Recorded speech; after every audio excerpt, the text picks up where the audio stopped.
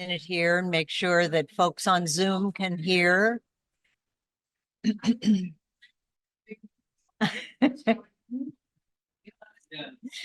And we're testing and talking and waiting.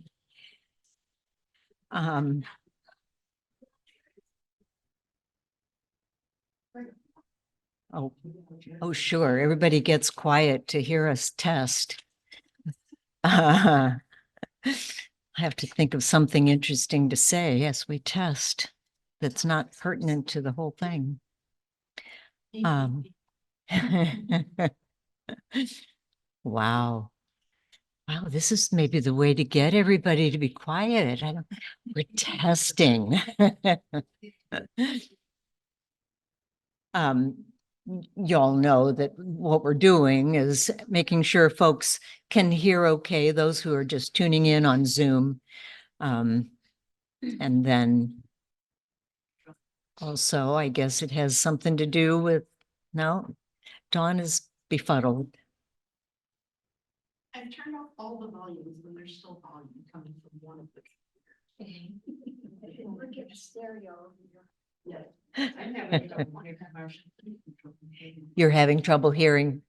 So whatever's going on with Zoom, whoever's speaking here needs to speak louder. Is that what you're saying? Okay. And how about in the back? Is this a good enough volume in the back? Higher? Louder? It's echoing in the back? It's because of the computer.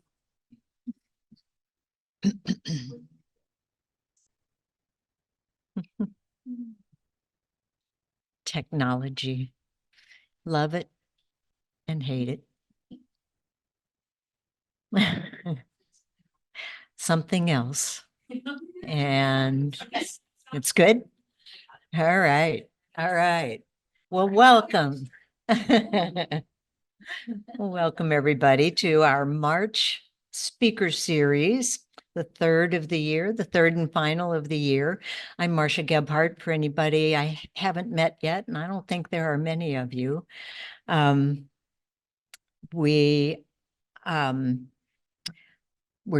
we said, we're recording this session, so anybody who's not on Zoom will be able to hear the whole thing, see the whole thing later by going to our YouTube channel, and also Dawn will send out the link on our Read All About It newsletter.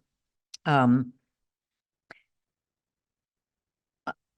those lines, those of you who are on Zoom, please do keep your video off and your audio muted.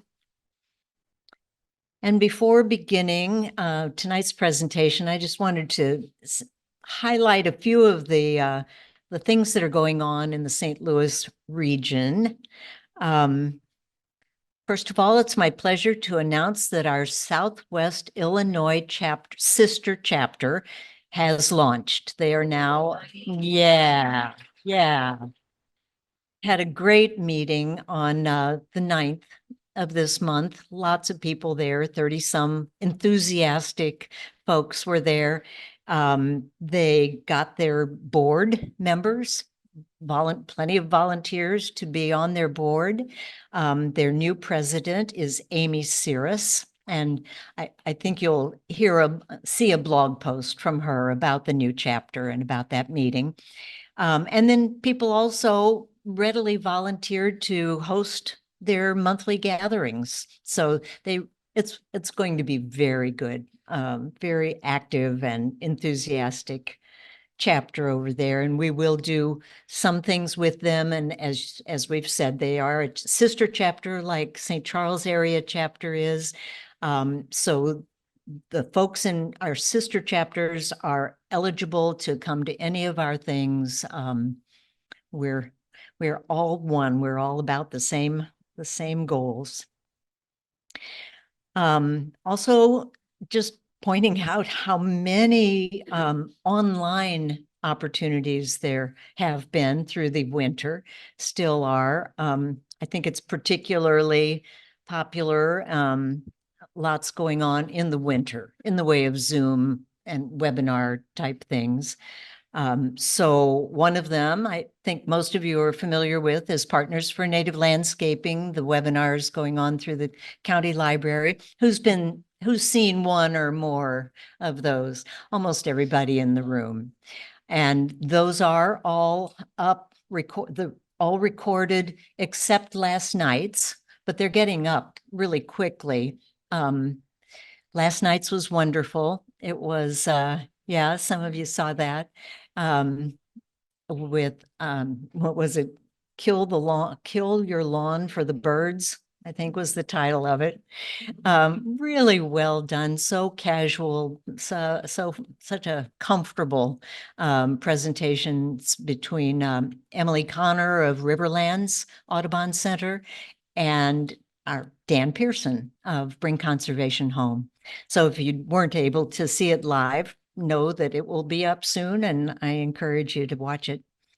So by going to Partners for Native Landscaping website, you can register for upcoming ones if you haven't already, and you can see from that website, you can see the recordings. So kind of one-stop shopping, Partners for Native Landscaping. Just if you haven't already, it's easy. Google it, take you right there.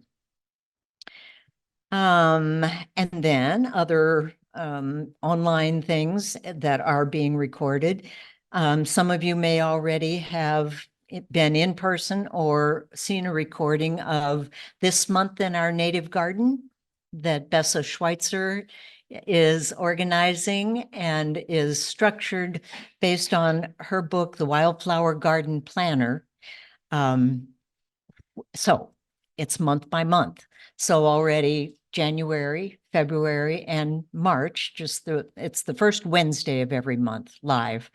So the first 3 months are up already, and she highlights some elements of that month in her book, the information from that month in her book, but then she also has other speakers talking to particulars that are pertinent to that month. So highly encourage y'all to check that out. And you can do it by going to our Wild Ones St. Louis YouTube channel, which is also where you can see our recordings. So 2 good places to be looking back at recordings, Partners for Native Landscaping and Wild Ones YouTube channel.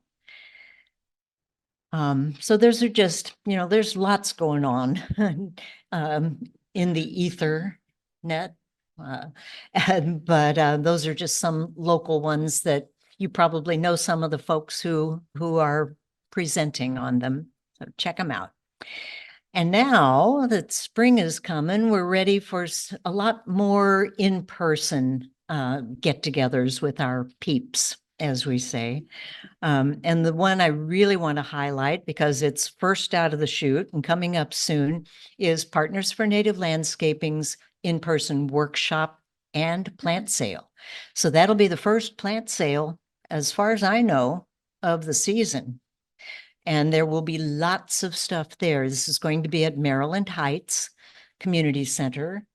I brought some flyers just about the workshop, and we'll get something out soon too, but they're out by the desk there. And I've got extras in case anybody wants to take an extra flyer about the workshop on the 23rd at Maryland Heights. If you've got a group that you think might be interested, you'd like to post it for them, feel free to grab one of the flyers out front.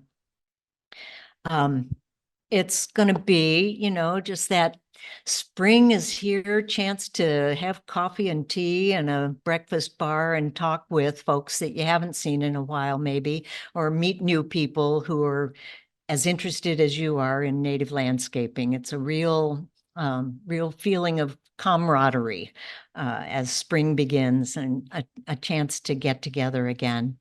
The plant sale will have lots of bare root plants from Forest Keeling and lots of forbs from Prairie Hill. And also leftovers from our MDC seedling order that our chapter made this year. we need a few more volunteers. Laura Yates she's in the back there. Few more volunteers for working the plant sale. So if you're interested, you can see Laura tonight or keep an eye out for information about how to volunteer. Is that right? It was sent out yesterday.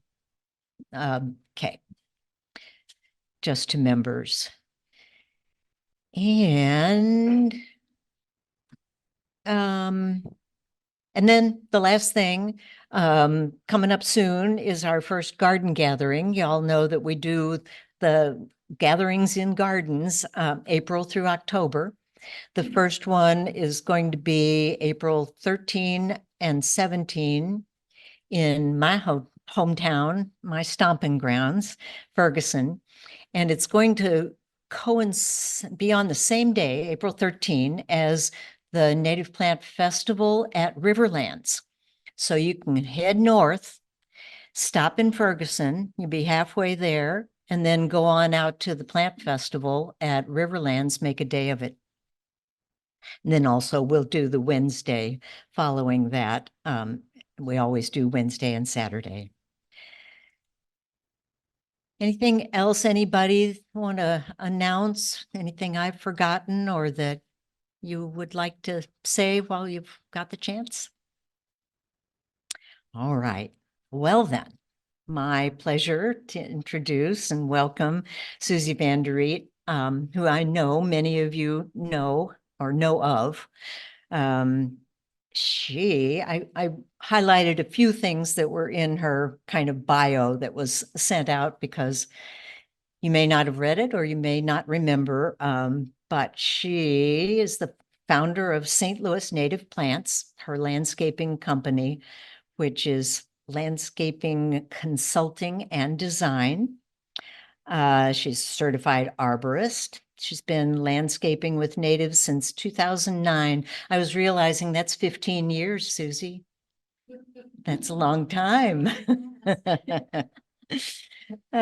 She's also served as education subcommittee chair of Grow Native and has been a habitat advisor for Bring Conservation Home, and is a member of Grow Native and obviously of Wild Ones. And along those lines, Susie's was one of the first designs that Wild Ones National solicited, I guess is the right word.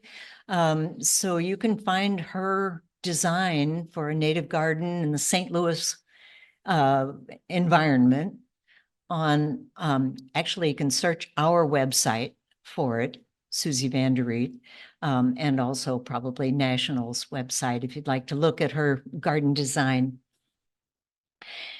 And also, most immediately, most personally, her landscape, both in her former home and in her present home, are platinum certified by Bring Conservation Home. No surprise there. Without further ado, Susie, talk to us about weeds and seedlings.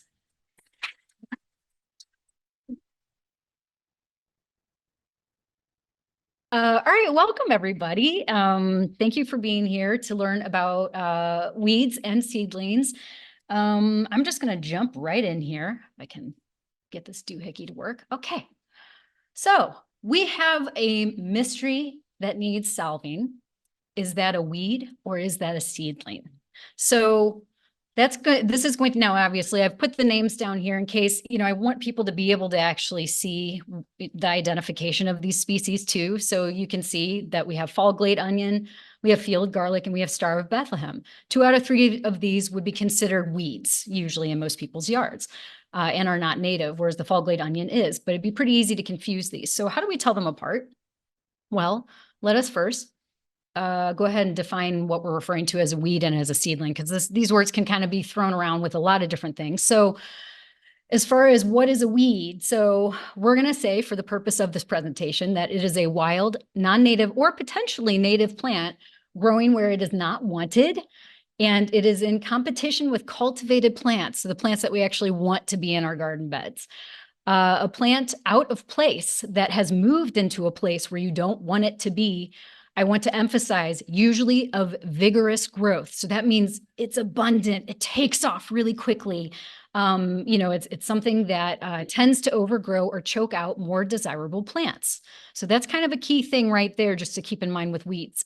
What is a seedling? Well, again, for the purposes of this presentation, we're going to call it a young plant, especially one raised from seed and not from a cutting.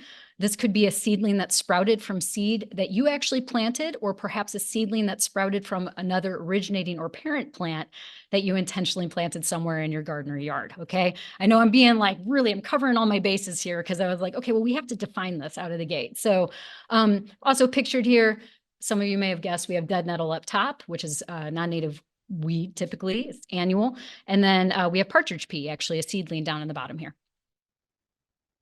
So how do we figure out the answer? And my answer disappeared. There it is, sleuthing. I don't remember doing that. Anyways. So yeah, we sleuth, we come up with clues, we gather clues, and that's going to be the first step. Okay, so we're going to sleuth. We're going to put on our detective hats. We are going to get our monocles, our hand lenses. I would advise anybody to get a good hand lens anyway for identifying, for looking close up at things like leaves and stems, flowers, fruits, seeds.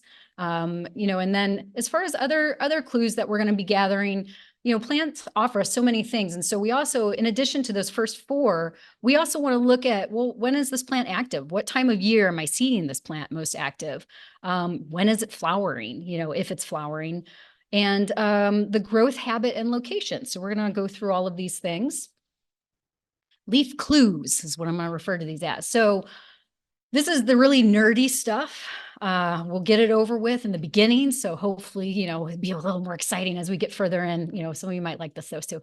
Anyways, so just to identify some key parts here, we have the cotyledons, which are basically, we'll call those seed leaves. And those are, I'm gonna jump away and point to them. Got here and here. So those are the cotyledons. Cotyledons are basically going to be the first things that we see come out of the soil before we see anything else. And frequently they look nothing like what the plant is going to look like once it grows a little bit further. And again, we are focusing on partridge pea here, and I'm going to carry this one through, all of the leaf and analysis portion. So leaf arrangement would be another thing that we can look at that's offered by plants to tell us what it is. So leaf arrangement, in this case, it's alternate. So I'm sorry, I hate to leave the microphone, but alternate. So you can see we've got one here. There's going to be another one sprouting a little bit further down on the stem. So that is actually going to be an alternate leaf arrangement. But if they were exactly across from each other, that would be an opposite leaf arrangement. These are just really basic terms. How many leaflets? So some of you might be surprised to know, and again, I'm going to dart away after I say this, that there are actually 1, 2, 3, 4, 5, 6, 7, 8 leaflets to make up one leaf on this plant. So, oh, that's wonderful. Okay, thank you. Okay, that is great. I appreciate that knowledge. Thank you. Okay, so each one of these is a leaflet. Okay, and so, but this makes up one total leaf. This is this is actually an even pinnate compound leaf. And so there's simple leaves where you basically just have one little shape, and you don't have these multiple little leaflets. But this is actually a compound leaf as opposed to a simple leaf. So let's see what else to cover on here. I just want to see. Okay, leaflet margin. Okay, and then the margin edge. So when people refer to the edge, technically, that is actually referred to as the leaf margin. So again, just different terms that you can look at. You can actually see on here that it is hairy along the, well, you might not be able to see it, but if you looked at it up close, you could see that there's actually a little bit of hair or what is sometimes referred to as pubescence more technically. You also would be able to maybe see that that this does come to a point, that there is actually a little bit of a tip there. So it is the leaf margin edge is hairy with a pointed tip. So, okay, so that's probably enough for that slide.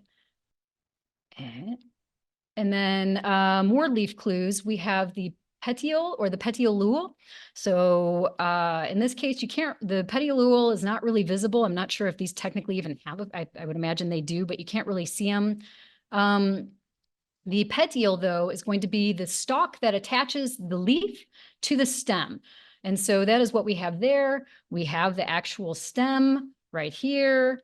And then you can also investigate things like I talked about, whether or not things are hairy. We've got the hairy margin or leaf margin. You also can look at the venation of the leaf. In this particular case, we have a venation that actually comes and joins to the center midrib, kind of all the way down the leaflet. Sometimes it'll go all the way from the top and down to the bottom, and it won't necessarily even touch anywhere in the middle, or maybe some will and some won't. And so there's a lot of different types of venation. Sometimes, they're labeled as netted. There's a lot of different terms for that. And then the sniff test. So I think that, this is particularly useful for different things, especially like things in the onion family or in the mint family, that this can be very useful. But I say carefully, very intentionally here.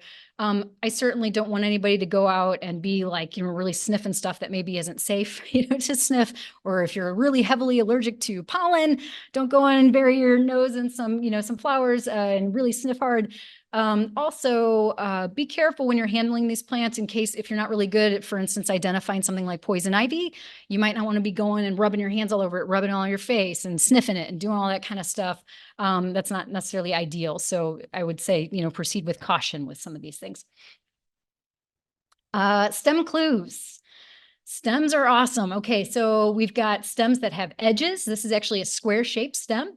We have round ones like here in the case of the partridge pea. The square one is dead nettle, which is fairly typical of things that are in the mint family. And then we have none, so we have herbaceous perennials and different plants that just have a basal cluster of leaves, and they just all kind of come to the central point in a basal cluster, but they don't actually have official stems. And that is the case for lanceleaf coreopsis there. More stem clues. So I'm not actually going to talk a ton about woody seedlings like trees and shrubs, just because I have to narrow it in somewhere. But for the, just to touch on it a little bit, what you would typically see with any sort of woody species, initially with something like Japanese bush honeysuckle, with maple tree seedlings, and with the oak tree seedling, you can see for all of these here, they start off as one kind of central stem.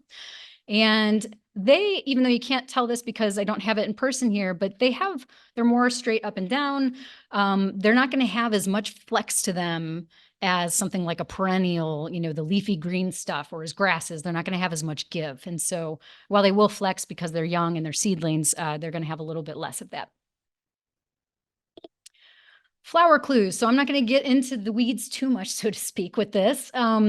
I am, because I'm kind of hoping that at least with seedlings, you will have figured out maybe what it is before it even goes to flower. So, and there's a lot of stuff to be covered with flower, but there's some basic things that we can look for to narrow it down even further by just the color of a flower. And so, color, I feel like that's kind of that's a fairly straightforward thing. If you can identify the color of a flower, that's going to narrow it down a significant amount from other species. As far as bloom period goes, that's really important. So it's as important, I would say, as when this thing is sprouting, especially in the case of weeds. So for the bloom period, you have something like, wrong one. Oh my gosh, I get too excited. So the bloom period for something like dead nettle is now, it's starting to bloom. This flower was taken in my yard, or this photo of this flower was taken in my yard. You can see little itty bitty little flowers just getting started. But this plant has actually been in the same spot in my yard since the fall. And I took pictures of it when it was the fall. And so this is something that's been there that long, and it really just started taking off in the springtime. That is typical of dead nettle. As far as the partridge pea, this is something that's going to get going a little bit later in the season. So we'll see the green growth. We'll see that showing up as we start getting late spring, probably going in early summer, but then it starts flowering really early summer into late summer. And that's something that it goes for a long time, and it has these lovely yellow flowers that lots of bees visit. And so bloom period's important. Fragrance. So again, if you're allergic to pollen, be careful with this, or if you don't know what you're sniffing, but fragrance can be, even if you're standing back from a flower and you get a hint of, something from it, like that can be a telltale sign too, because not all flowers are that fragrant to us. Fruits, seeds, and seed pod clues. So again, I'm not going to get really crazy into this, but on the left side, we have a swamp milkweed pod that encapsulates the seed, and we've got this nice seed fluff that can be a really, again, the seeds can give away if it gets to that point. So we're, you know, this thing has gone and it's been growing in our yard all this time. These seeds are getting ready to take off, right? They're going to start floating around any moment, but you know, if we haven't figured out what it is before we get to this point, and this is something that we don't want in our yard, we can maybe identify it based off of the seed pod that we're seeing here, because this is going to be something that's not going to be on every single plant. Same thing with here with the aster. With the aster species, you know, this is going to be the seed head here, and so, or the spent flower head that contains all of the seeds and the fruits.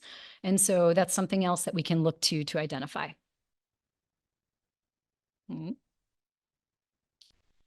All right. Time of year. So shifting gears a little bit from plant parts to kind of how they behave. So time of year, winter annual weeds. I think this is something that's really important to know about weeds. I remember going through this in horticulture school.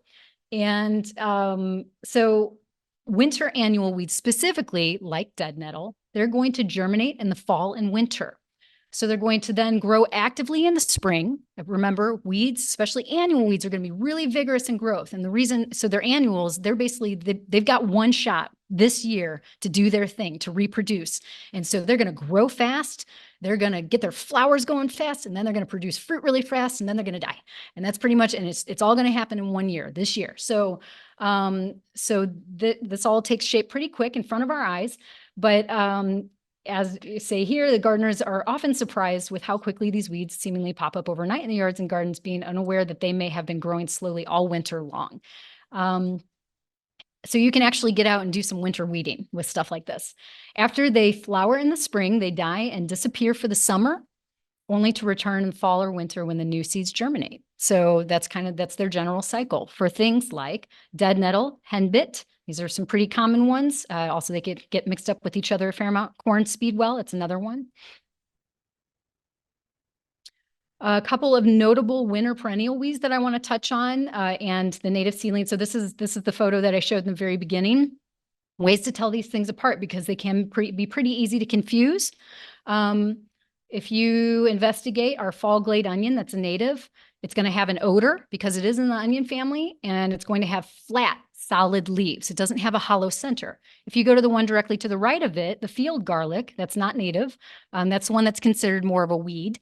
And that is also going to have that oniony odor if you mess with it at all, if you crush the leaves, but it does have hollow leaves. So that's a good way to distinguish that one from the fall glade onion. And then when we get over here to lovely Star of Bethlehem, it's not an onion family, and it does not have, or at least it's not in the allium family, I should say. It does not have an odor as the onions do.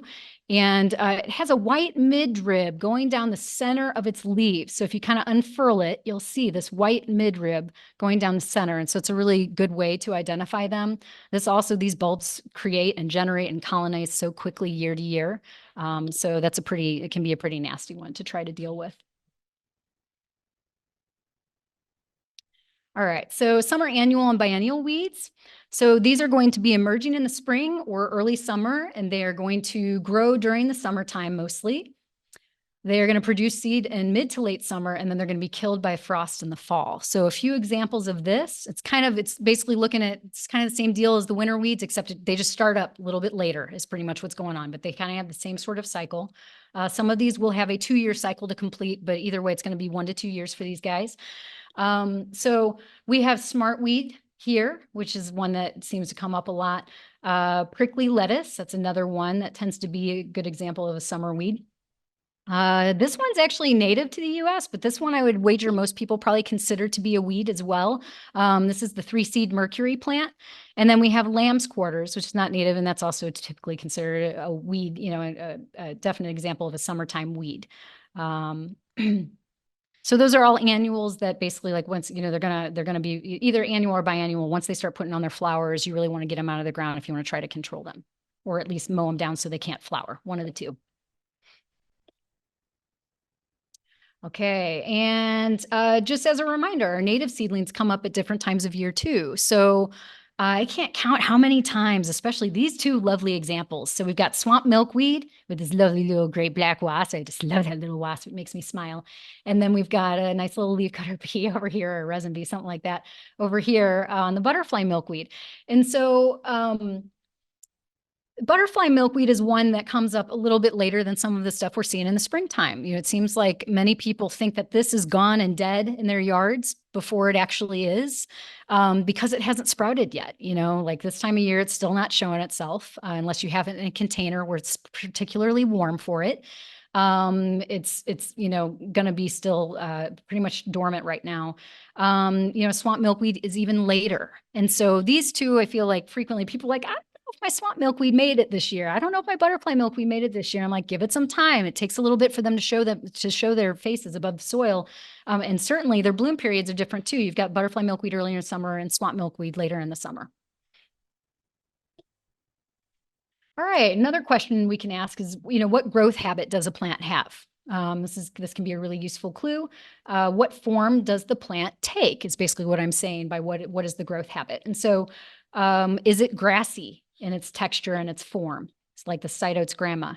Is it herbaceous, soft and flexible? And actually flexible stems is not really an appropriate term here for the lance leaf coreopsis. As I said in the beginning, this is all basal foliage. So, but anyways, is it flexible? Is it something that's a little more delicate to touch?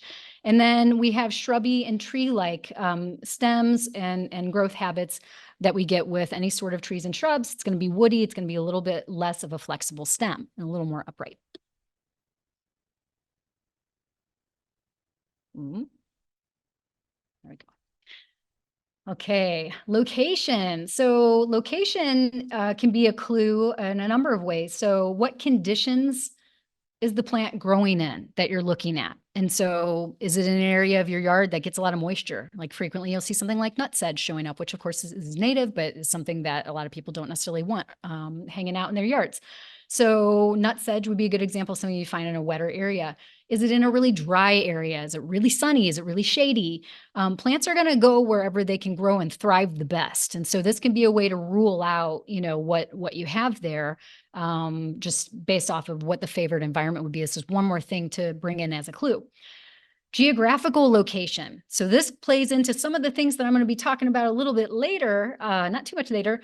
Plant apps and Facebook and all of these different things, what somebody has going on in one geographical location might be totally different from what you have going on in your geographical location. So this is a really important thing to be in tune with and to know. And if you're going to be plugging in any sort of data or information or looking up information on this stuff, you kind of want to know where you're situated, and make sure you include that in trying to figure out what you have. Another surprise slide, apparently, that I didn't remember doing. Oh my goodness.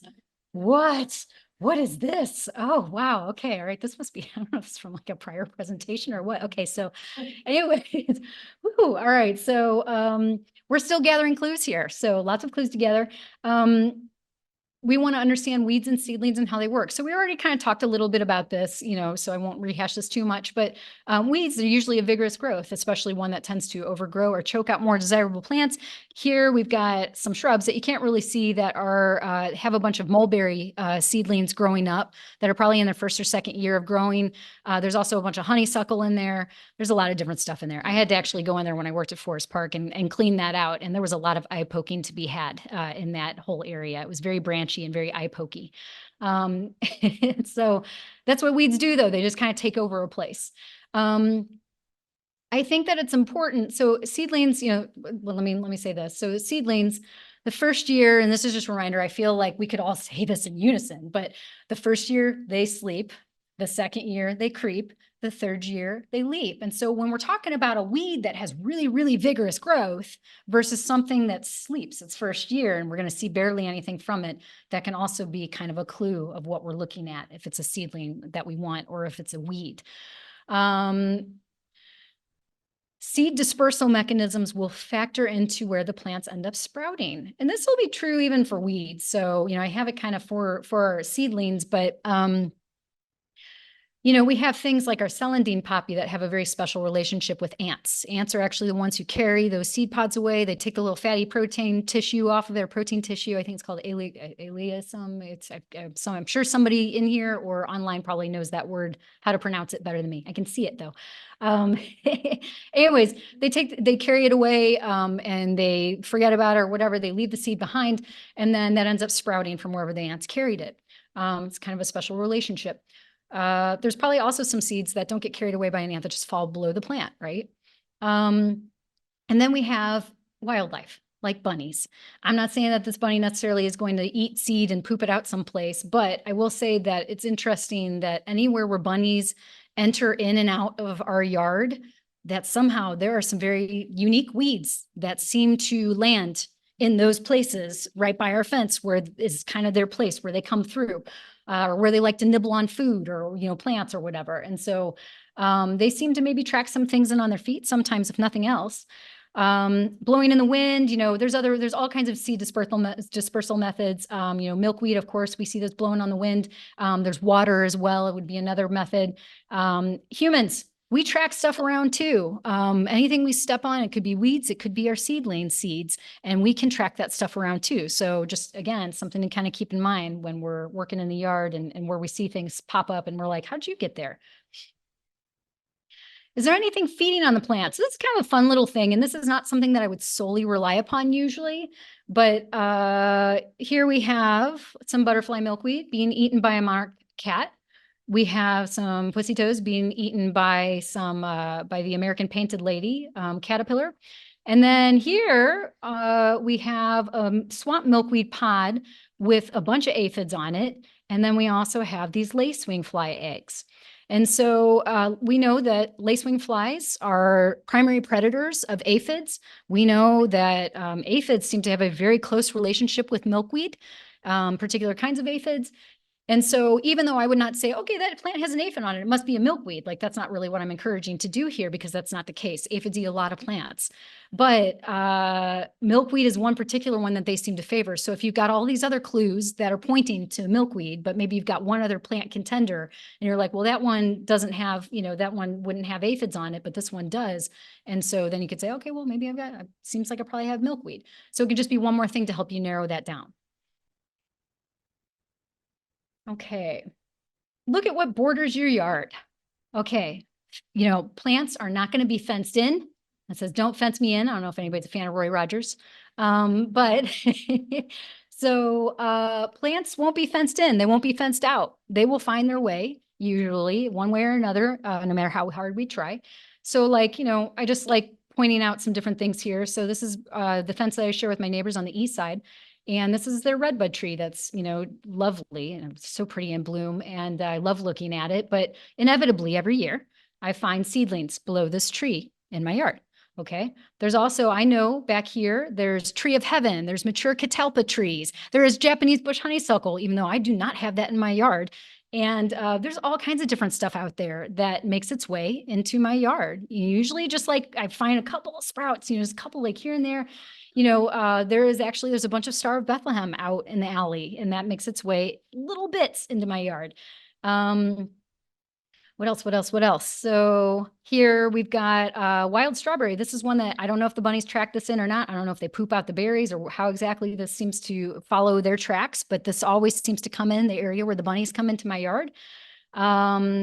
It can be confused very easily with our native wild strawberry. So I do want to point out one distinguishing feature between the two of them is that the non-native species, which actually is considered somewhat invasive, I guess, depending on who you ask, has it's a toothed, rounded margin.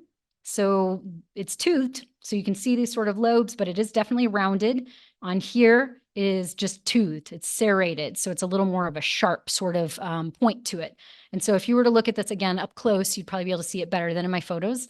I tried to blow it up, but that is just, you know, a good distinguishing feature between those two, the Indian strawberry and our native wild strawberry. But you can kind of see too up here, like this stuff that gets tracked in under the fence is just a shot kind of one of the bunny track areas. We've got English ivy. Again, it's not something that I have in my yard or really that I know I ever had in the yard.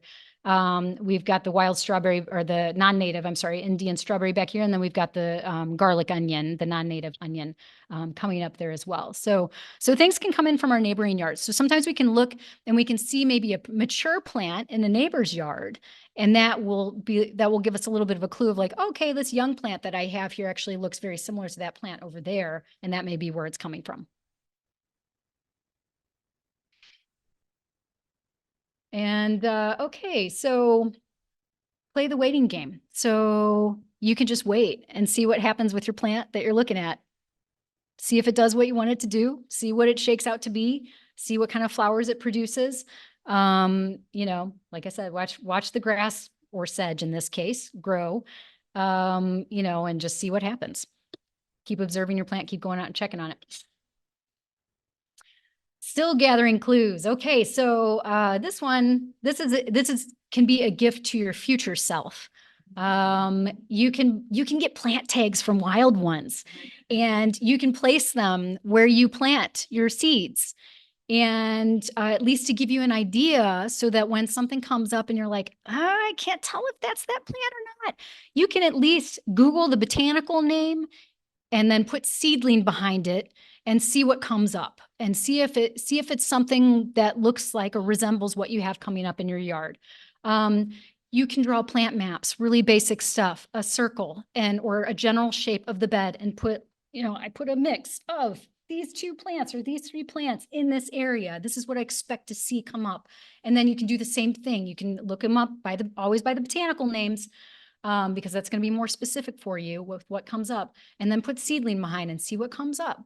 It's just really simple stuff.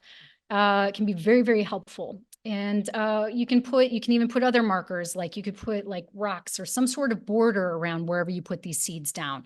Again, it's just something to kind of help you, you know, guide you to where you put things. Okay, now we're finally on to step 2, bringing your clues together. Okay, so whew, all right. Hopefully everybody's still awake mostly. Okay, so this is where we analyze our findings, okay? Your answer might come at this step. Don't be upset if it doesn't. You can, like I just was saying, you can Google search some of your clues together. This is where I was saying the location is really important. So you can be sure to include location. So say that, you know, you don't have a botanical name of a seedling, and you're just like, okay, I know that I've got something that is blooming in the spring and it's got purple flowers, and I'm in Missouri, and it's got a square stem. And you could Google all of those terms in one Google search and see what comes up. And it's likely that you might come up with something pretty close or exactly with what you're looking at. And so that's kind of a fun way, I guess, and fairly simple way to at least troubleshoot and try and figure it out. You can consult some books. I'm going to go through a couple that I'd recommend. And the last 2 things, Grow Native has a really awesome seedling guide, and MDC also has an online field guide. So I feel like those are like the best kept secret of my presentation right now. Those last 3 there. Okay, books. So, okay, Missouri Wildflowers. I want to talk about this one. So Missouri Wildflowers, so this was like one of the earliest books that I got when I got into native plants, like in the very beginning. And so this guy, as shown up there, this has in the beginning all of the nerdy stuff that I was covering about leaf shape and beyond, because I barely like even touched that compared to what I could have said, believe it or not. You know, I had this page marked and then I just like unmarked it. Okay, so here, probably difficult to see, but especially for people on Zoom because you can't see me. But this has all of the different leaf shapes. It has leaf types. It has leaf arrangements. It has all of the things. It has flower structures, different types of flower shapes, inflorescence, all that good stuff. But then it has this beautiful by flower, color-coded or color-tabbed field guide to Missouri wildflowers. Now, one thing that I would like to mention that I did not know when I picked this up is they're not all native. So that is to our advantage for this particular purpose, because we can actually find some common weeds that we would be seeing in here too, based off of their flower color. So highly recommend this. You can certainly nerd out with that one very significantly. And then I'm a little newer to this particular book. So the Tall Grass Prairie Center, this is actually to the upper Midwest, but there's a lot of overlap between what we have here and what the upper Midwest has. And so in here, you can find seedling parts to perennials as well as grasses. And you can actually see similarly to the front of, or the book that I was just showing you, that you have, again, all of these different parts to the plant that you'd be looking at for seedlings. And so it talks about things like the seed leaves or the cotyledons that I talked about in the beginning. It talks about all that different stuff and shows you what it should look like. And then it has a field guide for particular seedlings and what they should look like at different stages of their growth, and also talks about what they could be confused with. And so, and what distinguishing factors or characteristics you can look to tell them apart from these other things with your hand lens in hand. And so really cool books, both of these. I strongly recommend them. They're awesome. Anyways, okay, so next thing. Grow Native Seedling ID. Okay, so Grow Native on their website, if you go to that website, which is grownative.org/learn/seeds/, you can find this really helpful seedling ID guide. Now, this is not, as these other books that I just showed you, this is not going to have every single seedling that's out there that's native, but it has a lot, and it has things that tend to be kind of a common issue for people, like purple coneflower and mixing that up with other things. You know, this is something that, I mean, look at this. You can see what the seeds look like, the size of them. You can see what the seedling looks like when it first comes up, basically the first leaf that you're going to see outside of those seed leaves. So you see the seed leaves here, the cotyledons, what they should look like, but then what that first leaf should look like. You can see a little bit of its venation. You'd be able to zoom in on that more looking at this online. And then you can see their other basically distinguishing characteristics, the venation that we talked about. You can see all of these different things. And so, and then you see these descriptions. They have all of this information. And so definitely recommend this as a resource as well.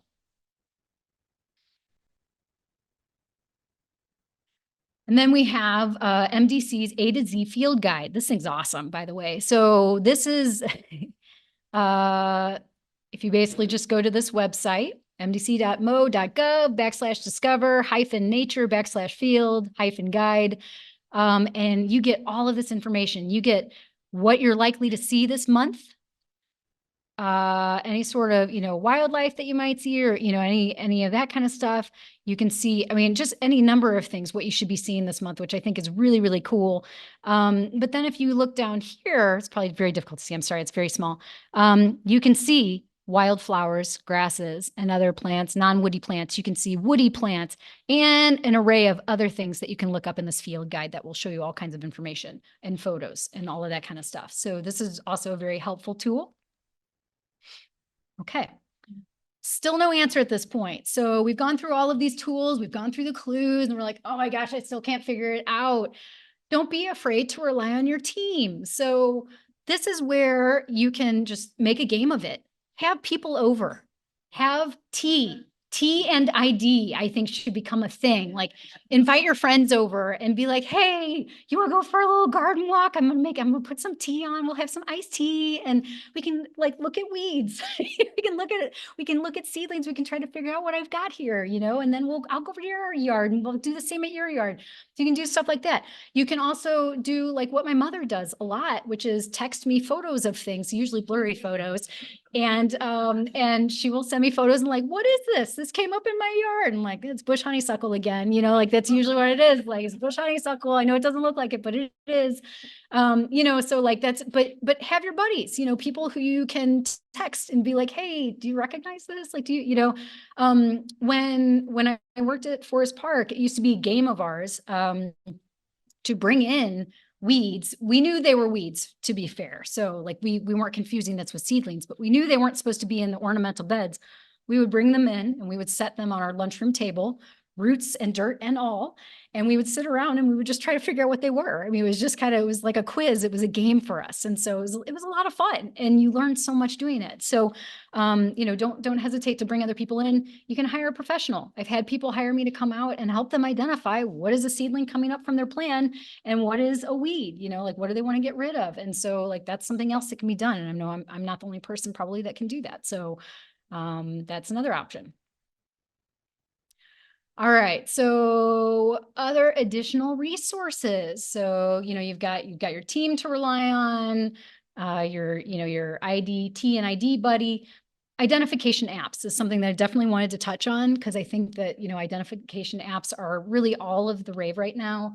iNaturalist, picture this in Google Lens, not to be completely limited to that because I'm sure there's more, but like those are the ones that I decided to do just a little quick survey.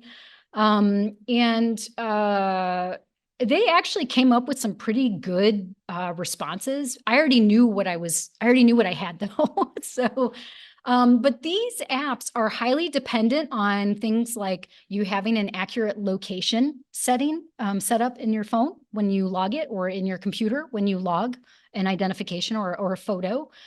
So if you log something and you don't have the location where you are, geographically, it's just going to pull from anything that looks like that plant from anywhere. And so you're going to get all kinds of different answers. You're just going to get a lot. And even with this, I have my geographic location in, and it's spit out more than one option for dead nettle. Here, it spit out more than one option for celandine poppy, although it actually gave me that for the first one, which I was kind of surprised about, pleasantly surprised. And then picture this in Google Lens, like it just seems like, so for me, I had success with it for the partridge pea as well as for Lanceolea coreopsis. But I will say, like, even just watching what goes on like some of the Facebook groups where somebody will post, like somebody did it this week. Somebody said, "Hey, I've got this thing. I think it's spice bush." And then other people started chiming in and were like, "No, it's fragrant sumac. I plugged it in a picture of this. I plugged it in at whatever they plugged it into."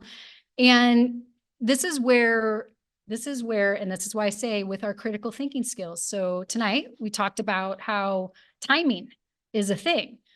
And in our location right now, I would wager that not many people are seeing fragrant sumac blooming, but a lot of people are seeing spice bush blooming because spice bush blooms this time of year in this area. And so this is where we kind of have to apply some of that stuff and filter through maybe some of these like excited answers that we get. And I've been one of those people too, like when before I really got into plants and stuff, and be like really excited to see if somebody else had something that kind of sort of looked like what I had, and be like, yeah, I want to offer help. I want to tell you, I want to help you ID this, and so I think that it comes from a good place, and people want to help, but we just have to be careful sometimes with how we receive that information. So I've already kind of talked about that really. So same thing, we just need to use critical thinking skills when we're using these forums, ID apps or Facebook, and not rely solely on what the answer is that gets spit back out at us. We really have to be looking at these. And one thing I want to go back to actually with the apps is that if we take a blurry photo of something and we submit that to an app, we'll get a lot of different things probably coming back from that. So it's very dependent on what kind of photos, plural is best, clear photos that we submit of the whole plant, the leaf on the plant, anything else, any of the other clues that I've talked about tonight, flowers, fruits, any of that kind of stuff, close up, the venation, like we want to see all of that. And that makes it easier for somebody or for the data to be interpreted appropriately and accurately to give you an accurate response to your question. So it's just really, really, really important. Okay. And then I will never take the slide out of any of my presentations because I think it has to be remembered and reminded that gardening can be fun. And I know weeds especially can be kind of stressful for folks, and seedling ID and all. Like, I know that this can be a stressful thing. You're trying to figure stuff out and you're like, ugh. I hope that I've given you some tools to figure stuff out a little bit more on your own or with a team, with your resources. You can put things to work for you. You can put these resources and these tools that we have at our fingertips, like the apps, you can maybe put it to better use for you. And, but at the same time, have fun, make it a game, like so that you can solve a problem and, just have fun with it. Okay. So, this is where I pose the question to see if you all were awake. What are some clues you can use to help you identify different plants? Yeah. Time of year, leaves, stems. Yes. Fragrance, location, venation. Awesome. Yes, you all were awake. It's wonderful. Yes, time of year. Yes, abs. Okay, okay, but with critical thinking, right? Yes. Okay. And then what are some resources to look for? Well, we kind of already talked about that. So apps, the books, the online guides, all of those things can help us bring our clues together. Your neighbors. Yes, yes. Oh, yes, thanks. Okay, and so just to highlight this, helpful resources. So I've already this is all the stuff that I talked about basically in this presentation. So these are the online guides, organizations to get plugged into. Obviously, you're already plugged into Wild Ones, which is fantastic. Missouri Native Plant Society. Mobot is where I got the information on the summer and winter weeds. You can find photos also of all of our summer and winter annual weeds on their site too. So that's something I didn't talk about as much, but that's also a really, really great resource. And then the Grow Native Guide, and then the 2 books. And so that is that. And are there any questions at this time? Hopefully we have time for questions. I can't even see the clock right now. Well, I have a question. Sure. Well, you were saying you could weed in the winter, Mhm. and I've been reluctant because I didn't want to disturb the insects. Yeah. So I think that you Repeat questions just. Oh, yes, yes, yes. Okay. So somebody was just asking the question if they were saying that they were reluctant to weed in the wintertime because of the insects. So I think that is definitely a concern. And certainly if you're going to be in and you're going to be excavating all kinds of stuff and you're going to be romping through your whole garden bed, I would be concerned with that. But say that you've got some weeds coming up around like a border of your walkway or something like that, and they're fairly easy to reach without you really digging in. And, like I wouldn't be, well, Star of Bethlehem really wasn't going on before it started getting really warm. So, I mean, even stuff like that, like anything that you can get at, I wouldn't be so concerned about, as long as you're not going tromping through your beds and really just like digging a lot, If it's stuff like if we've had a good rain and we're getting kind of on the tail end of winter and the soil is really good and damp and you don't have to go running through your garden beds, then I think that like you could just kind of just plunk stuff out. But anything that requires a shovel, then I'd be a little more concerned about going in and being like, okay, I'm going to do all kinds of digging with the big old shovel right now. That would be probably more disturbing. So it would be just kind of keeping it to a minimal disturbance. Yeah. Slide of the resources again. The slide of the resources again. Sure. Yeah.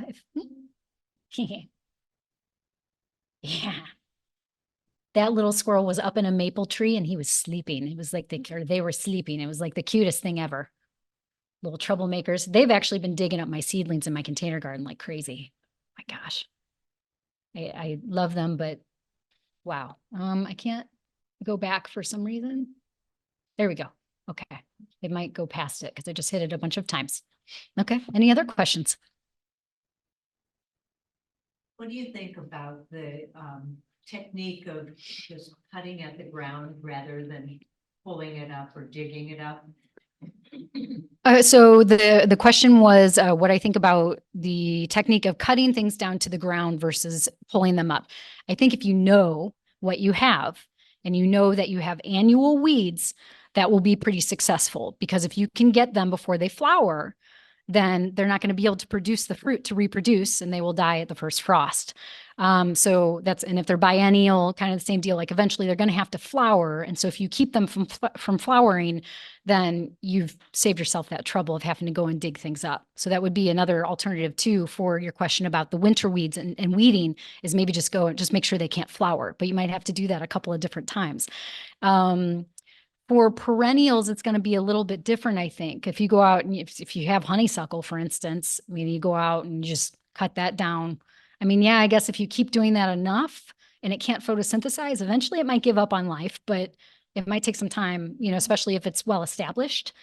So it kind of depends. It depends on the weed. If you do that with something like a mulberry seedling, and I know I'm like, going towards the woody stuff that we didn't really talk about a whole lot, but even with that, it's like mulberries are so tough. If they get going, like you really like digging them up seems to be one of the best ways, I think, to get rid of them, but others might feel differently about that. So That's been my experience anyway. Any others? The ephemerals come up early, like Mhm. and then they go back, they die back. Sure. It's worth the effort to find it. So the question was about things like Star of Bethlehem, if it's worth it, since they have such a short lifespan, basically, or life cycle, and they're kind of here and gone, is it really worth it to get rid of them? I think so, because things like Star of Bethlehem in particular, if you look at how that plant multiplies year after year after year, if you're trying to establish any little seedlings, they're not going to be able to compete with that. I mean, that's not like, depending on the timing of all of it. And even so, I would wager that probably some seedlings or native plants would probably weaken over time if Star of Bethlehem was allowed to really take hold. Even though it seems like kind of a wimpy plant, but especially for anything that you try to establish for springtime, I think that it would really be tough on those plantings. So yeah, I think it's totally worth it to get rid of it. Stuff like I feel like the garlic onion that the crow garlic that I showed a photo of a couple of times, that you would identify from its hollow stems or its hollow leaves, I should say. Something like that, I think, is almost less, it seems less aggressive. That one seems a little bit less likely to take over. And so again, I think it kind of depends on what you have too. But Star of Bethlehem, just with what I've seen, is like, it's kind of, it gets discouraging trying to get rid of it if it gets too crazy. So. You have a favorite herbicide? Oh, that's a tough question to ask in here. I try not to use herbicide if I can avoid it. I would never say that I have a favorite herbicide. I think I can tell you, like, there's herbicides that when I worked at Forest Park that were very successfully, employed to kill things like honeysuckle. And we would do stuff like take a blotter, like a bingo blotter, to try to minimize the amount that we were using, cut them to the ground, and then we would blot them. And one of the advantages to that, I guess, that method is that you're not disturbing the soil. So it's less likely that other things like poison ivy or more honeysuckle are going to find their way into that disturbed empty soil and resprout or to be able to germinate. So I think that there can be, that would be a successful usage of it, I guess I would say, when I was doing that. I haven't used herbicide in a while, since I left that job, really. I don't really like to use it. So it's, even though I actually do have a pesticide applicator's license and I keep it current, but I don't like to apply it. Somebody was asking me the other day, what they could do. They didn't want to spray herbicide in their brick patio that they have, but they had a lot of weeds coming up. Okay. All right. Brick patios and concrete. It's like when you have stuff coming up in the cracks, one of the best things to use instead of herbicides, the weed dragon. Google the weed dragon. Flame Engineering is the brand. And if you're not afraid of using fire, but I feel like it's one of the safest ways to use it because you're surrounded by concrete and things that aren't going to catch fire. You want your weeds to be low, like cut low, or you want them to be really small, and you're not going out there to like burn them. So I think sometimes, like, including myself, I've been excited before, like, I'm going to go out and burn some weeds. I'm just going to set them on fire. You're not really wanting to do that. What you want to do, what's most effective to kill the root system, is you actually put the flame closest to the plant so that it's able to burst and boil the cell walls on the inside of the plant. And that actually more successfully kills the plant so it doesn't just resprout. So that's one way to deal with it. That doesn't involve herbicide. But that said, you will probably have to reapply that the same way that you would an herbicide, in that sort of scenario. But it's kind of like, well, what would you rather do? Would you rather do flame or would you rather do herbicide? One thing that I will mention too is that there's one particular model of that's actually, it's a cane shaped, and you hook it up to a propane cylinder, just a pound propane cylinder. And that's the one that I would say is probably best for that purpose. Always have your hose ready and on, just in case things go awry. Make sure you are keeping an eye on wind conditions if you're going to do that. But it's a pretty straightforward thing to use, and it's kind of fun. So much more fun than using herbicide, I would say. Feels a little bit better, something about it. So. Are previous neighbor had planted a variety of bamboo. Fun. Not on their side of the fence anymore. In fact, they've tried to eliminate it on their side now. Yeah. Anything, you know, other than trying to dig up I mean, we've had runners, you know, 10 feet to where, you know, I've broken up very good spading boards now. Yeah. Trying to. I don't get doubt it. And it's just any remedy. Yeah. So the question is, what do you do about bamboo? How do you kill it? How do you keep it under control? I have heard people say that you can, if you can get basically a wall underground, I forget how deep it has to be, concrete or some sort of something that's a continuous strip that goes fairly deep into the ground to keep it confined to its space. That's about the only thing that I could probably recommend, short of just constantly going out and hacking it.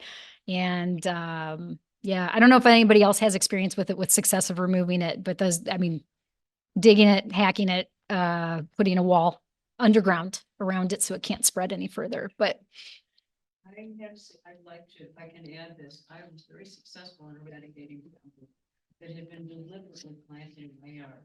Now, I must say, I took down 450 stalks of bamboo, much of which then I had people come over and they took it to fill in fences, to make teepees for kids, to do projects. So I cut it up, but the answer is to stop photosynthesis. And so if bamboo both roots and shoots, and if you just go with the weed whacker and you cut off all the stuff that's coming, eventually it does die back.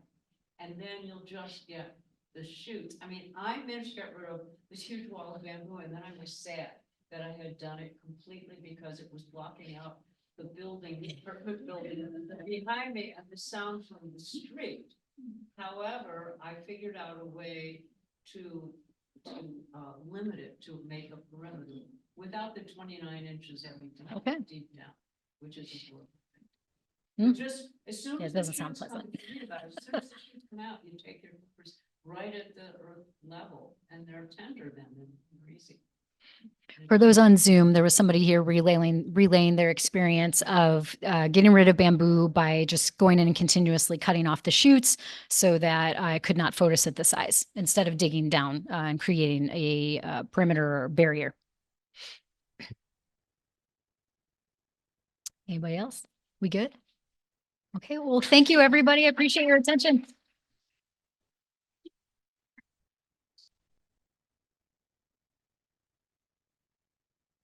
Well, thanks for coming. And anybody, some folks go out for a drink and a bite afterward at the train wreck, which is just up Manchester. Where are we? West on Manchester. Just a block or so. So feel free to join those of us who go over there, and see you maybe on the 23rd at what's that? I still didn't hear. Is it a yard visiting? Well, sooner than that is the 23rd, the Partners for Native Landscaping at Maryland Heights. Really encourage everybody to come join us there. And then see you in April too. Have a good one. Good spring.